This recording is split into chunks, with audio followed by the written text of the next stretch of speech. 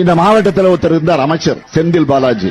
அவரை பத்தி சொல்ல வேண்டிய அவசியமே இல்ல. இவர் கெட்ட கேடு அவர் மட்டும் இல்ல, ஒட்டுமொத்தமாக பாலாஜியினுடைய தம்பி இந்த கரூர் மாவட்டத்தை தன்னுடைய கட்டுப்பாட்டில் வச்சிருக்கிறாரு. கட்டுப்பாடுனா கொள்ளையடிக்கிறதுல, ஊழல் செய்யறதுல, லஞ்சம் வாங்குறதுல அந்த கட்டுப்பாட்டில் வச்சிருக்கிறாரு.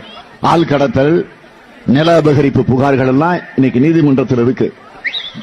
அது மட்டும் இல்ல, பொறியியல் படிச்சுக்கிட்டு இருந்த ஒரு இளைஞன் கோகுல் என்பவரை கடத்தி அவனை கொலை மிரட்டல் செஞ்சு அவனுடைய சொத்துக்களை எல்லாம் பறிமுதல் செஞ்சு அந்த பிரச்சனை இப்ப நீதிமன்றத்தில் இருக்கு. இப்ப எங்க இருக்காருன்னு தெரியல. இங்க இருக்கக்கூடிய லோக்கல் சேனல் எல்லாம் செந்தில் பாலாஜியுடைய பினாமி பெயர்ல தான் இருக்கு.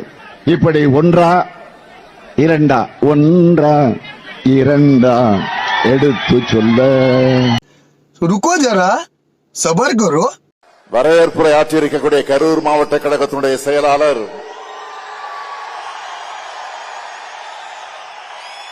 என்னுடைய இனிய சகோதரர், அருமை சகோதரர், பாசமிகு சகோதரர், ஆற்றல் மிகு சகோதரர், செயல் வீரர் செந்தில் பாலாஜி அவர்களே,